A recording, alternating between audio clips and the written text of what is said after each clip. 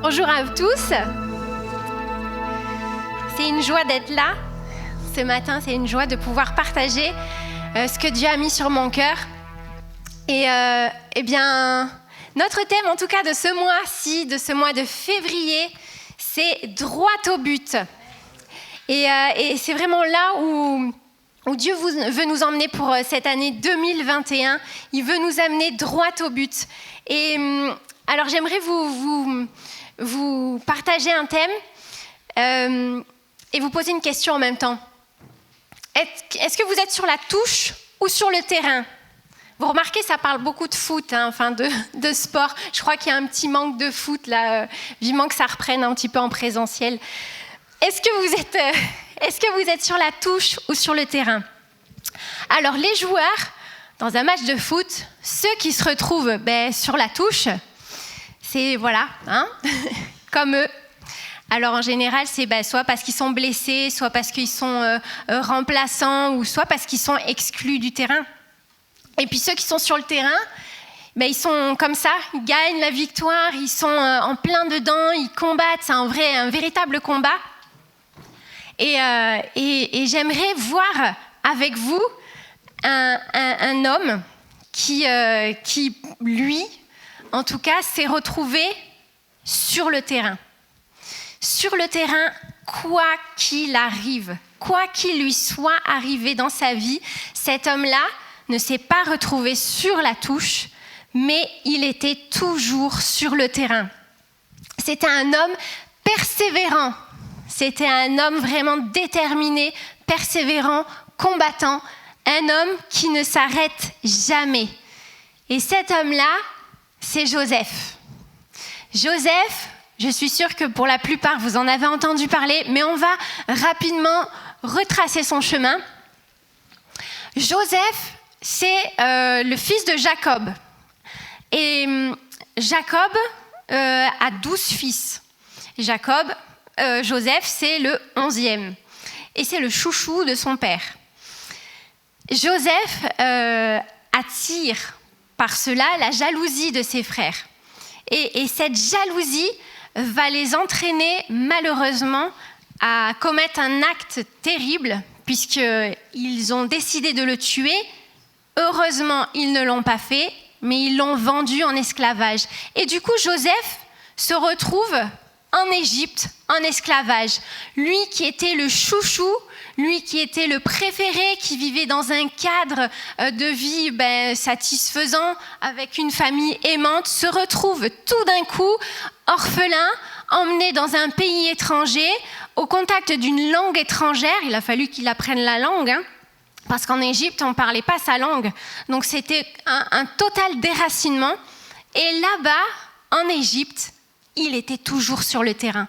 Ça a toujours été un homme de terrain. On voit que dans la maison de Potiphar, lorsqu'il était esclave, Dieu était avec lui et il l'a fait prospérer. Il est devenu responsable de la maison de Potiphar. C'était il était juste en dessous de Potiphar et Potiphar même ne savait pas ce qu'il faisait parce qu'il lui faisait entièrement confiance. On sait que dans cette maison-là, il s'est passé aussi des tentations pour Joseph, mais Joseph a résisté. La femme de Potiphar a voulu l'avoir pour lui, l'avoir avec lui. Elle a voulu tromper son mari avec Joseph, mais Joseph a refusé. Et pour cela, il s'est retrouvé en prison. Mais encore là, en prison, Joseph était sur le terrain. Joseph ne baissait pas les bras. Joseph était toujours fidèle à Dieu, toujours en action. Et il s'est retrouvé chef de prison, juste en dessous du summum du chef de prison. Juste en dessous, il y avait Joseph. Et encore une fois, ce chef de prison lui a tout confié. Il ne savait pas non plus ce que faisait Joseph parce qu'il lui faisait entièrement confiance. Dieu a toujours été avec Joseph et Joseph a toujours été fidèle à Dieu. Pendant ce temps de prison, ça a duré un certain nombre d'années. Au bout d'un moment, il en est sorti, et il en est sorti plus que vainqueur, puisqu'il est sorti gouverneur. Pharaon l'a fait sortir de prison, il a expliqué des rêves que personne d'autre ne pouvait expliquer, mais Dieu lui a montré la signification et il a rendu gloire à Dieu puisqu'il a dit à Pharaon, c'est pas moi qui t'ai révélé ça, mais c'est l'Éternel. Et Pharaon a vu l'intégrité de ce jeune homme et il l'a nommé gouverneur, encore une fois, juste en dessous de lui. C'était lui qui avait la place la plus importante. Et dans tout son parcours, Joseph a toujours été sur le terrain. Et on va voir un peu ensemble comment, par le choix de nos actes, on peut se retrouver sur la touche ou sur le terrain. On va commencer avec les frères de Joseph. Les frères de Joseph, eux, ils ont choisi cette jalousie. Cette jalousie a eu raison d'eux. Et cette jalousie qui les rongeait a eu raison d'eux au point qu'ils voulaient aller jusqu'au meurtre. Et ce qui a fait que ça les a mis sur la touche. Parce que la catastrophe qu'ils ont engendrée dans leur famille a éteint déjà le père. Jacob a été affecté par cette trahison. Lui, il ne savait rien. Il pensait que son fils était mort. Mais en tout cas, ça a impacté toute cette famille. Et on voit que ces frères-là, les 10 frères qui ont vendu Joseph en Égypte, se sont retrouvés sous un poids de culpabilité. Joseph retrouve ses frères 22 ans plus tard. Et 22 ans plus tard, quand Joseph voit ses frères, il y a à un moment donné un discours entre les frères. Joseph, lui, il parle la langue de l'Égypte et il ne s'est pas fait découvrir à ses frères. Donc ses frères ne savent pas que c'est Joseph et ils se parlent entre eux pensant que personne ne les comprend. Et là, ce qui ressort, c'est cette culpabilité, c'est le fait de se dire, mais en fait, là aujourd'hui, on est emprisonné, mais c'est notre faute, c'est parce que le sang de notre frère retombe sur nous. C'est parce que Dieu nous juge pour ce qu'on a fait. Et ça, cette culpabilité, elle a été engendrée par la jalousie, par leurs actes, par le choix de leurs actes. Il s'est passé la même chose avec Caïn et Abel. Rappelez-vous cette histoire. Caïn avait de la jalousie envers Abel. Et Dieu a parlé à Caïn avant qu'il passe à l'acte de tuer son frère. Et il lui a dit, attention, le péché couche à ta porte. Si tu ne changes pas, ça ne va pas aller. Caïn n'a pas changé. Et ça a engendré le meurtre d'Abel. Et ce que ça a engendré, cette jalousie, ça a été des années de culpabilité, ça a été le désespoir d'un père, ça a été terrible. Et parfois, on se retrouve sur la touche par nos mauvais choix. On se retrouve sur la touche peut-être par notre mauvais caractère. Je ne sais pas si vous vous rappelez d'un célèbre joueur, je pense que oui, Zidane, qui à un moment donné, sur le terrain, à cause de son mauvais caractère, certainement il était échauffé ce jour-là, lors d'une Coupe du Monde, a donné un coup de boule, comme ça a été célèbrement cité. Et à cause de cet acte-là, il a été exclu du terrain et mis sur le banc de touche.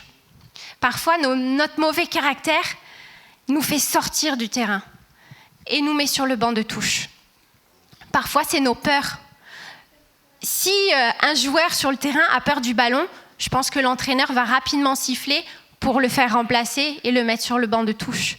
Parfois, dans nos vies, il y a des peurs. Il y a des peurs qui nous paralysent. Il y a des peurs qui nous bloquent. Il y a des peurs qui nous empêchent d'accomplir les projets que Dieu veut que nous mettions en place. Il y a des peurs qui sont grandes, comme des géants qui s'élèvent devant nous. Et on n'arrive pas à passer au-dessus. Et du coup, on se retrouve sur ce banc de touche. Mais Dieu, il est celui qui veut nous faire sortir de ce banc de touche. Il est celui qui veut nous ramener sur le terrain. Il est celui qui veut changer notre caractère.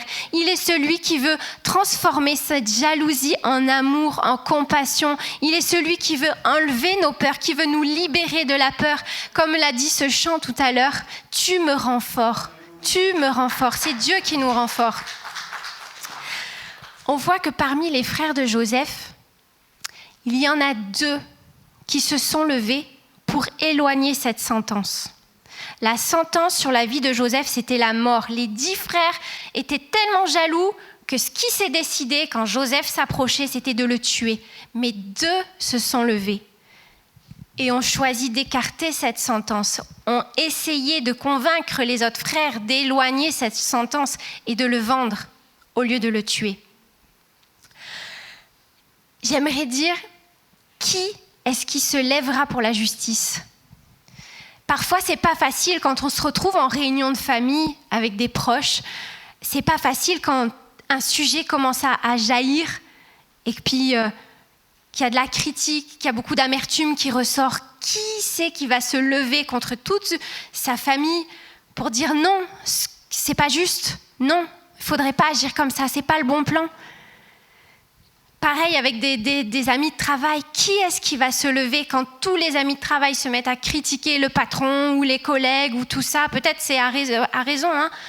Mais qui est-ce qui va se lever pour la justice et pour dire on ne devrait pas agir comme ça, au contraire, on devrait aller l'aider ou on devrait aller lui parler ? Jésus s'est levé pour nous faire justice. Et à la croix, il y a un brigand qui s'est levé pour faire justice aussi à Dieu. Rappelez-vous, à la croix, il y avait 2 brigands. Il y en avait un qui n'arrêtait pas de maudire, de dire des choses mauvaises. Et l'autre brigand, il a dit, mais arrête, lui, il est juste, ça suffit. T'as pas le droit de dire des choses comme ça. Jean était là aussi au pied de la croix. Il était là pour soutenir son Sauveur, pour soutenir Jésus, lui seul, parmi les 12. Qui est-ce qui se lèvera pour la justice ? C'est pas évident, mais tout à l'heure, ça nous l'a été rappelé dans un don. Parfois, il y a la marée noire qui est là. Et puis, c'est à nous aussi, par nos actes, de nous lever pour la justice. Donc, le choix de nos actes. Joseph, lui, a choisi l'intégrité. Et on le voit lorsqu'il est dans la maison de Potiphar. À un moment donné, la femme de Potiphar le trouve très à son goût. Trop à son goût, d'ailleurs. Et Joseph se retrouve piégé à un moment donné avec cette femme, et sa réaction, c'est de fuir le péché comme la peste. Il s'enfuit, il laisse même jusqu'à sa tunique, il s'enfuit parce qu'il ne veut pas avoir à faire de compromis, ni de quoi que ce soit. Lui, ce qu'il veut, c'est rester intègre et rester fidèle. D'ailleurs, Potiphar, s'il lui a confié les clés de sa maison, c'est parce qu'il savait que Joseph était fidèle à l'Éternel. Il avait vu que l'Éternel faisait prospérer Joseph. Il avait vu que tout ce que Joseph faisait, ça lui réussissait. Et il ne se cachait pas, Joseph. Joseph, il ne se cachait pas de son Dieu.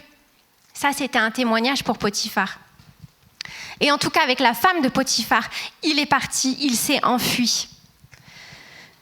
Peut-être parfois, on peut être victime on peut être accusé à tort. On peut avoir des mauvaises paroles sur nos vies. Peut-être quelqu'un t'a fait du tort. Peut-être que tu as une mauvaise réputation. Mais quoi qu'on t'ait fait, toi, reste intègre et reste fidèle à Dieu. Parce que c'est par cette fidélité et par cette intégrité que Dieu pourra te faire justice. C'est lui qui rend justice. Nous, parfois, par nos propres mots, on ne peut pas se rendre justice. Mais Dieu est celui qui justifie les siens. Et comme il a justifié Joseph et qu'il lui a donné une place élevée, Dieu aussi peut te justifier, peut rétablir ta situation, peut rétablir ta réputation, peut rétablir ton identité. Parce qu'il est tout-puissant. Fais-lui confiance et reste intègre, comme Joseph l'a fait. Donc le choix de nos actes, le choix aussi de nos émotions. Le choix de nos émotions nous fait rester soit sur la touche, soit sur le terrain. Jacob, lui, a été enfermé dans une prison de douleur. Ça a été une prison émotionnelle pour lui. Jacob, il n'y a pas plus combattant que Jacob. Jacob, lui, son nom, c'est talonneur. Dès sa naissance, déjà, il tient le talon de son frère. Déjà, c'est un combattant. C'est ce qu'il est, c'est son identité, c'est ancré en lui. Et il se bat toute sa vie. Il se bat déjà pour ses femmes. On sait qu'il s'est battu pendant 14 ans, qu'il a travaillé auprès de Laban pour avoir Rachel et Léa. C'était long, mais il y est arrivé. Et puis il s'est battu aussi avec Dieu pour avoir cette bénédiction. Il a dit, je ne te laisserai pas partir que tu ne m'aies béni. Il voulait cette bénédiction. C'était un acharné, c'était un battant. Il n'y avait pas plus combattant que Jacob. C'était dans son caractère. Mais on touche à Joseph, et là on détruit un homme. On touche à Joseph, et là on détruit un ministère. On détruit sa personnalité, et ce combattant qu'il est devient sans espoir. Il n'y a plus d'espoir en lui. On le voit, il est écrit dans la Bible qu'il a porté longtemps le deuil, longtemps, et que son deuil n'est pas fait. Jacob doit régler cette histoire. C'est pas terminé, ce deuil n'a pas été réglé et il doit le régler. Parfois dans nos vies, il y a des douleurs qui sont ancrées en nous, il y a des douleurs, peut-être tu passes par un deuil, peut-être tu es passé par un deuil, perdre un enfant, perdre un parent, perdre un époux, une épouse, combien c'est difficile. Et ce deuil n'est pas fait. Et du coup, tu es sur la touche, tu es là sans espoir, fatigué, éprouvé. Mais à un moment donné, Jacob doit régler ce deuil. Ça revient le chercher une deuxième fois avec Benjamin. Quand les frères de Joseph vont en Égypte pour chercher à manger parce qu'il y a de la famine et que la famine est tellement forte en Canaan que les frères doivent partir en Égypte pour trouver à manger. Là, à un moment donné, donc ses frères voient Joseph et Joseph demande d'aller chercher Benjamin. Quand les frères retournent auprès de Jacob pour leur demander d'emmener Benjamin, on voit à quel point c'est un déchirement et il refuse. Il refuse parce que pour lui, perdre un autre enfant, c'est juste pas possible. Il arrive à peine à vivre avec la perte de son premier enfant. C'est impossible pour lui. Il le dit, vous allez me faire descendre dans le séjour des morts si vous me prenez Benjamin. C'est pas terminé cette histoire. C'est pas réglé ce deuil. Et ça le poursuit, ça fait déjà 22 ans. 22 ans et ça le poursuit. Des fois, Dieu vient relancer encore, vient mettre le doigt là où ça fait mal. C'est pas parce que c'est un Dieu sadique, pas du tout. Mais c'est parce que Dieu a la solution. Dieu sait comment faire. Dans la Bible, il est écrit, dans Jérémie 33, verset 6, « Voici, je lui donnerai la guérison et la santé. Je les guérirai et je leur ouvrirai une source abondante de paix et de fidélité. » C'est ce que Dieu veut pour toi. Peut-être tu es dans le deuil et tu n'arrives pas à faire ton deuil. Et c'est dur, et c'est lourd, et c'est long. Mais Dieu est celui qui veut te faire sortir de cette prison de douleur, comme il a fait sortir Jacob de cette prison de douleur. Il est celui qui veut ranimer ton esprit. Il est celui qui veut ranimer ton âme. Il en a les moyens. Il sait comment faire avec toi. Abandonne simplement. Abandonne cette douleur. Ne la garde pas. Abandonne cette douleur. Il va te guérir. C'est une promesse. Joseph, pendant 22 ans, il n'a pas vu ses frères. Il est resté plus longtemps en Égypte que ce qu'il a vécu en Canaan. L'Égypte, maintenant, c'est sa vie, c'est chez lui. Et pendant ces 22 ans, il était sur le terrain, il était en action. Mais Jésus voyait l'état de son âme. Même s'il était en activité, même s'il était en action, Jésus voyait l'état de son âme. Et il savait qu'il y avait une souffrance. Et il savait que cette souffrance, il fallait qu'il la règle à un moment donné. Il ne pouvait pas passer à côté. Il fallait régler cette souffrance. On voit que Joseph, à un moment donné, il voit ses frères une première fois. Sa réaction, il ne se montre pas, il ne se dévoile pas, il ne leur révèle pas qui il est. Pourtant, la première fois, il aurait pu leur dire « mais je vous reconnais, mais je suis votre frère, je suis Joseph. » Non, ce n'est pas le choix qu'il a pris. Parce que je pense qu'à ce moment-là, il ne savait pas comment il allait réagir. Je pense qu'à ce moment-là, tout lui ressortit. Toutes ces émotions qu'il pensait enfouies, il ne pensait peut-être jamais avoir affaire à nouveau à ça, à cet événement, à sa famille. Peut-être il pensait jamais avoir à se confronter à nouveau à ses bourreaux, parce que c'était des bourreaux à l'époque. Il les a suppliés, il leur a demandé grâce pour ne pas qu'ils les vendent. Et pourtant, ils l'ont vendu. Et là, il se retrouve face à ses frères. Et là, sa réaction, ça a été déjà de les mettre en prison pendant 3 jours. Je pense qu'il a réfléchi, il ne savait pas comment faire. Il ne savait pas. Et il voit ses frères au bout de 3 jours. Et là, il les entend parler dans sa langue. Il les entend dire, mais en fait, ce qui nous arrive, c'est parce qu'on a le sang de notre frère sur nos mains. On n'aurait jamais dû faire ça à Joseph. Il nous avait demandé grâce et on ne l'a pas écouté. Et maintenant, il nous arrive la même chose. Et là, c'est trop pour Joseph. C'est trop, il n'en peut plus. Il sort, il nous est dit, il sort pour pleurer. Pour lui, c'est trop. Il y a trop d'émotions. Tout ce qu'il pensait enfoui, réglé, peut-être ne jamais avoir à faire, à se confronter à ça, ça ressort. Et ça ressort 1 fois, et ça ressort 2 fois. À la 2e fois aussi, quand il voit Benjamin, l'émotion est tellement grande de voir Benjamin qu'il sort pour pleurer.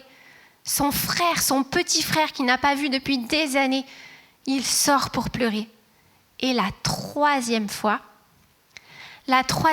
il voit à nouveau ses frères. Et là, Judas s'agenouille devant lui et Judas lui explique tout ce qui s'est passé pendant l'absence de Joseph. Et il explique l'état de son père et il dit, mais si jamais on repart sans Benjamin, notre père va mourir parce qu'il a déjà perdu un fils et que ça l'a brisé. Et là, tout ça, tout ce qu'il entend, il craque devant ses frères. Et là, c'est le pardon. C'est une libération pour Joseph. Malgré que Joseph était toujours sur le terrain, Dieu voyait qu'il avait dans son cœur une partie de son âme qui était sombre, qui était assombrie, et il voulait régler cette partie-là. Pourquoi ? Parce qu'il aimait Joseph, et que Dieu voulait absolument que Joseph soit pleinement dans la paix, pleinement dans la joie. Et c'est pareil avec nous. Peut-être parfois, peut-être vous avez vécu des choses dures dans votre vie, peut-être un abus. Et on n'en parle pas souvent, mais souvent on le laisse de côté, souvent on essaye de ne pas s'en souvenir, souvent on essaye de faire comme si ça n'avait jamais existé, de faire qu'on en parle le moins, c'est mieux. Mais Dieu, lui, il est celui qui voit l'état de ton âme. Et il voit peut-être la part de sombre, la part de douleur dans ton âme. Même si tu es actif, même si tu es sur le terrain, Dieu voit ce qu'il y a au fond de ton cœur. Et Dieu est celui peut-être qui fait remonter ses émotions. Pourquoi ? Parce qu'il a envie de te guérir, parce qu'il a envie que cette chose soit réglée, parce qu'il a envie de faire jaillir la vie là où il y a la mort, parce que Dieu est un Dieu de vie et lui seul sait comment te guérir. Il t'aime trop pour te laisser comme ça. Il t'aime trop, il y a trop d'amour en lui pour que tu continues à faire comme si ça n'avait jamais existé, comme si tu étais complètement libéré de ces choses-là. Dieu t'aime trop. Peut-être c'est une trahison que tu as vécue. Peut-être c'est de la violence quand tu étais enfant. Dieu t'aime trop pour que cette part sombre dans ton âme reste indéfiniment. Et parfois c'est désagréable quand ça remonte à la surface. Joseph, ça a été désagréable pour lui. Il est parti 2 fois, il est allé se cacher 2 fois parce que pour lui, peut-être, il ne savait même pas à quel point ça pouvait être douloureux, toutes ces émotions qui ressortent. Mais Dieu savait comment le guérir. Dieu savait comment lui donner un pardon libérateur. Dieu savait comment faire, comment réparer son âme. Alors si j'ai envie de te dire ce matin, fais confiance à Dieu. Parce que Dieu sait comment réparer ton âme. Dieu est celui qui veut libérer ton âme, cette partie-là que tu ne regardes jamais. Dieu veut t'en libérer. Il veut te guérir et t'apporter une guérison complète. Le choix de nos actes, le choix de nos émotions nous fait être soit sur le banc ou soit sur la touche, et le choix aussi de nos directions, de nos trajectoires. Des fois, en tout cas Joseph, Dieu l'a déraciné de son pays. Ça a été pour lui salutaire, ça a été pour lui vital. C'était la terre de Canaan, pour lui, en tout cas pour lui, c'était pas une bonne terre. C'était pas une terre où il pouvait s'épanouir pleinement et être qui il devait être. Il fallait qu'il soit déraciné, il fallait qu'il soit changé de terre et qu'il soit replanté dans une nouvelle terre pour devenir ce Joseph, pour devenir celui qui allait sauver plus tard après sa famille et tout un pays, tout un peuple, des milliers de personnes. Mais il fallait qu'il passe par là. Parfois, notre bonne terre, c'est pas forcément celle qu'on espère. Des fois, on s'imagine, Dieu nous fait aller par là-bas, ça va être génial, ça va être super. Des fois, c'est pas vraiment super, c'est pas vraiment génial. Parfois, il y a vraiment beaucoup de batailles. Mais c'est vital. Pour Joseph, ça a été vital. Et pour de nombreuses personnes, ça a été vital. Je me rappelle, quand nous étions à Paris, Dieu nous a déracinés de Paris. Pourtant, on y était bien, c'était bien. On était vraiment bien. Mais, à un moment donné, Dieu nous a déracinés. Il nous a plantés dans une autre terre. Et là, ça a été une terre de lutte et de combat. Ça a été difficile. Plusieurs fois, on s'est dit, mais Seigneur, c'était vraiment là? Oui, c'était vraiment là, on le sait. On avait eu des paroles tellement précises, qui étaient tellement percutantes. C'était vraiment là. Mais c'était un chemin dur et douloureux parfois. Mais c'était vital. C'était vital. Il fallait absolument qu'on passe par ce chemin. Parce que ça nous a appris beaucoup. Des fois, nos bonnes terres ne sont pas forcément celles qu'on espère. Mais on a besoin de ce déracinement. Joseph, en tout cas, s'est épanoui dans la terre où il a été. Il s'est épanoui. Il est devenu quelqu'un qu'il n'aurait jamais pu devenir s'il n'était pas parti. Et des fois, ça nous coûte de partir, ça nous coûte de faire ce pas. Mais c'est vital. Et Jacob, lui, il choisit à un moment donné de partir. Mais Dieu ne lui parle pas tant qu'il n'a pas fait ce choix. Et ça, c'est pour nos vies en tout cas. Parfois, Dieu nous demande de faire un pas de foi, un pas pour dire « Oui Seigneur, je t'obéis. Et après viendra la bénédiction et viendra les paroles. Mais dans ce premier pas que tu vas faire, peut-être tu ne vas rien voir et tu vas dire « Oh là là, qu'est-ce que je fais ? J'y vais pas, je sais pas, j'ai pas encore de paroles, je sais pas trop. » Dieu te dit « Fais ce pas, après il y aura la bénédiction. » C'est un premier pas de foi. Dieu lui parle en Genèse 46, versets 3 et 4.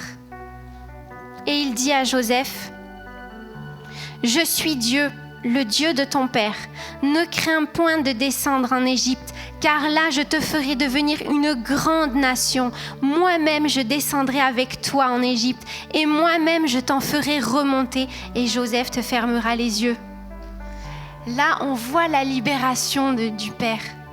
On voit la libération de Jacob lorsqu'il décide de partir de sa terre. C'était sa terre, c'était son tout, c'était son chez lui. Il avait toute sa vie en Canaan, Jacob. C'était dur pour lui de partir dans un pays inconnu. Il ne connaissait pas la langue et puis il était âgé. Il était âgé, Jacob. Il fallait tout recommencer à son âge. Mais c'était vital pour lui. C'était vital. il y a un pasteur qui s'appelle Monsieur Boubacar. Il approchait de la retraite. Il travaillait en région parisienne. Et il avait travaillé toute sa vie pour le Seigneur. Et il avait choisi son remplaçant. Il avait, avant de partir, fait construire une nouvelle église. Tout était bien. Tout était carré. Tout était prêt pour sa retraite. Et il s'apprêtait à partir en retraite. Et là, Dieu l'appelle. Et Dieu lui dit, pars à Mayotte. Seigneur, je suis en retraite, là maintenant, j'ai presque fini. Et non, il n'avait pas encore terminé. Il n'avait pas encore terminé. Et la retraite, c'était pas trop tard encore pour œuvrer encore pour Dieu. Et il est parti. Et il a œuvré encore pour Dieu. Il y a un moment donné où il y a une abondance spirituelle. Dieu veut nous donner cette abondance spirituelle. Mais on ne peut pas rentrer dans cette abondance spirituelle si on ne lâche pas tout et si on ne laisse pas Dieu parfois nous replanter dans une bonne terre. Peut-être tu es sec, peut-être tu es fatigué, las. Tu as besoin que Dieu te plante dans une nouvelle terre, dans une terre qui sera pour toi de l'abondance spirituelle, de l'abondance dans la joie, de l'abondance dans la vie, de l'abondance dans l'amour. Jésus, l'exemple de Jésus, lui, malgré les conditions défavorables dans lesquelles il est arrivé, je vous rappelle que Jésus, quand il est venu sur terre, il y avait l'occupation romaine. C'était pas les meilleures conditions dans lesquelles il pouvait venir, dans lesquelles il pouvait arriver. C'était quand même tendu dans le pays. Mais Jésus est arrivé à ce moment-là. Et ce qu'il a fait, c'est qu'il a fait rentrer le pays dans une abondance spirituelle au milieu de temps qui n'étaient pas favorables. On peut se dire que là, les temps qu'on vit ne sont pas des temps favorables. Le Covid, tout ça, c'est pas des temps favorables. Et pourtant, pour 2021, Dieu veut nous faire rentrer dans une abondance spirituelle. Il veut écrire quelque chose de nouveau sur nos vies. Il veut nous planter dans une bonne terre. Il veut nous abreuver abondamment. Parce qu'il a encore des choses à faire avec nous. Parce que c'est pas trop tard. Parce que c'est pas les circonstances qui comptent. Mais c'est ce que Dieu veut. Et Dieu peut faire l'impossible, même dans les pires circonstances.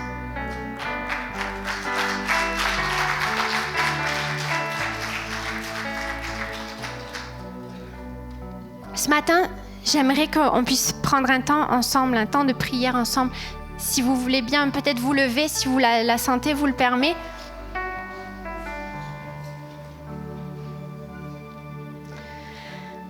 Dieu est celui qui veut nous faire rentrer sur le terrain.